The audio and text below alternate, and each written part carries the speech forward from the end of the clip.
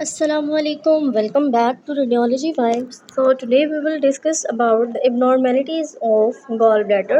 Gallbladder में कौन कौन से abnormalities होती हैं और सोनोग्राफिकली हमने उसमें कौन कौन सी abnormality को देखना होता है.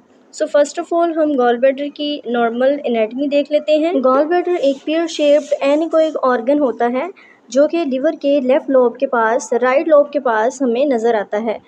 सो गॉल ब्लैडर जो है इसकी बेसिक स्ट्रक्चर एनीकोइक होता है. इसके पार्ट्स को डिस्कस करें तो पार्ट्स में हमारे पास फंडस होती है, नेक है एंड देन बॉडी है.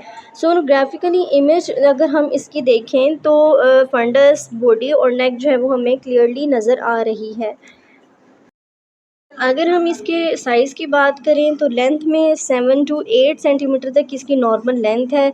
डेप्थ की बात करें तो 3.5 सेंटीमीटर तक इसकी डेप्थ है और वॉल थिकनेस जो है 2 mm ±1 हो सकता है, बट नॉर्मली 3 mm तक हम इसको नॉर्मल ही लेते हैं. सो नेक्स्ट हम सोनोग्राफिकली हमने स्कैन करते हुए देखना होता है. साइज़ लेंगे, वॉल थिकनेस लेंगे, इंट्राम्यूरल ईको पैटर्न देखेंगे. जब वो नज़र आएगा उसमें कोई एबनॉर्मलिटी होगी तो देन हमने उसको रूल आउट करना है कि एबनॉर्मलिटी कौन सी आ रही है. सो एबनॉर्मलिटी में हम देखें तो सबसे पहले हमारे पास आता है distended gall bladder. Distended gall bladder का क्या मतलब है कि गॉल ब्लैडर आपको ना बहुत बड़ा सा नज़र आएगा, जैसे नॉर्मल साइज़ से बड़ा नज़र आएगा आपको. और अगर इसका साइज़ 3.5 सेंटीमीटर से अबव है तो देन हम बोलेंगे कि ये डिस्टेंडेड गॉल ब्लैडर है. नॉर्मल से अगर ज़्यादा है तो इट मीन्स के डिस्टेंडेड है. बहुत सारे मल्टीपल रीज़न्स हो सकते हैं जिसकी वजह से गॉल ब्लैडर डिस्टेंडेड हमें अल्ट्रासाउंड पे नज़र आता है. सो इसके जो कॉजेज़ हैं वो फिजियोलॉजिकल भी हो सकते हैं और पैथोलॉजिकल भी. फास्टिंग कोज हो सकता है कि पेशेंट ने काफ़ी टाइम से खाना ना खाया हुआ हो तो देन जो है वो डिस्टेंडेड गॉल ब्लैडर नज़र आता है. पैथोलॉजिकल देखें तो किसी जगह पे ऑब्स्ट्रक्शन हो सकती है, लाइक इसकी जो है वो नेक पे हमें ऑब्स्ट्रक्शन नज़र आएगी जिसकी वजह से डिस्टेंडेड गॉल ब्लैडर हुआ होता है. किसी भी जगह पे इसकी ऑब्स्ट्रक्शन जब होगी तो सो अगर हम इसको आगे देखें तो हमारे पास इसके so this one is the distended gall bladder, but इसमें जो है वो पेरिकोलिसिस्टिक फ्लूइड भी आ रहा है, उसको बाद में डिस्कस करते हैं. Causes of distended gall bladder क्या हैं कि कॉजेज़ में इसमें हमारे पास ऑब्स्ट्रक्शन होगी, कोलिसिस्टाइटिस हो सकता है, किसी जगह पे मैकेनिकल अगर देखें तो स्टोन पड़ा हो सकता है जिसकी वजह से इसकी ऑब्स्ट्रक्शन क्रिएट हो जाती है. एंड देन जो है पेशेंट का जो गॉल ब्लैडर है डिस्टेंडेड हमें नज़र आता है, इन कोलिसिस्टाइटिस हो जाती है.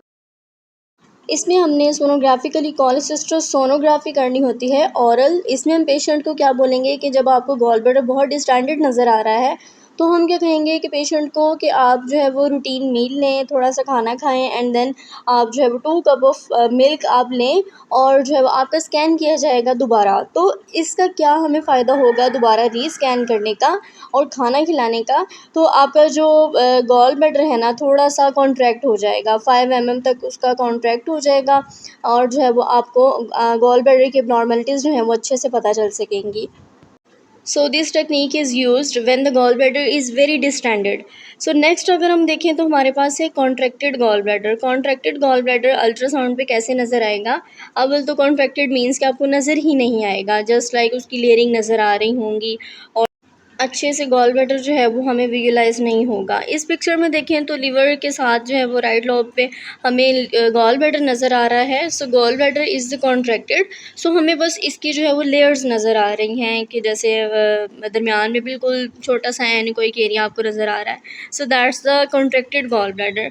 कॉन्ट्रैक्टेड गॉल ब्लैडर ऐसा है कि जिसमें आपको सिर्फ जो है वो लिटिल बाइल डक्ट नज़र आ रही होती हैं. सो जब कॉन्ट्रैक्टेड गॉल ब्लैडर की बात आएगी तो डेफिनेटली सी बात है कि उसके स्ट्रक्चर की भी बात आएगी कि हमें कॉन्ट्रैक्टेड गॉल ब्लैडर कैसे पता चलेगा. क्योंकि जब गॉल ब्लैडर जो है वो डिस्टेंड हुआ होता है या नॉर्मल रूटीन में तो गॉल ब्लैडर अच्छे से नज़र आ जाता है, उसकी लेयरिंग भी एनीकोइक एरिया भी. लेकिन जब गॉल ब्लैडर कॉन्ट्रैक्टेड है तो दैन कैसे नज़र आएगा. This is the most important thing. So gall bladder की 3 लेयर्स होती हैं. आउटर लेयर जो है वो हाइपर इकोइक होती है जिसको सीरोजल लेयर भी कहा जाता है और सेकेंड लेयर जो है वो middle hyper echoic is the muscular layer. जो तीसरी लेयर है इनर पे वो म्यूकोजल लेयर होती है, और ड्यूमन ऑफ जीबी जो है वो हमें पता है कि एनीकोइक होता है, ब्लैक नज़र आ रहा होता है। इस इमेज में हम देखें तो फर्स्ट लेयर जो है वो हमारी सिरोजल लेयर है, सेकंड लेयर जो है हमारी इनर लेयर है, और दरमियान में बिल्कुल एनीकोइक जो एरिया नज़र आ रहा है that's the lumen of gall bladder. Next we will discuss about the porcelain gall bladder. Porcelain gall bladder क्या होता है? जब गॉल ब्लैडर में कैल्सिफिकेशन इकट्ठी हो जाती हैं that is known as porcelain gall bladder. ये डिफ्यूज भी हो सकता है और पंक्टेटेड भी हो सकता है। डिग्री ऑफ पैटर्न पे डिपेंड करता है कि हमें सोनोग्राफिकल अपीयरेंस किस तरह की आ रही है, हमें अल्ट्रासाउंड पे कैसे नज़र आ रहा है। सो पोर्सिलीन गॉल ब्लैडर ऐसा है कि जब गॉल ब्लैडर बिल्कुल थिक वॉल्ड हो जाता है तो देन उसमें हाइपर इकोइक सेमी ल्यूनियर लाइंस हमें नज़र आती हैं, जिसकी एक अच्छी खासी डेंस शेडोइंग होती है। तो इस तरह के गॉल ब्लैडर को हम क्या कहते हैं? Porcelain gall bladder. नेक्स्ट हम इसकी इमेज की तरफ चलते हैं कि सोनोग्राफिक इमेज हमें किस तरह से नज़र आती है।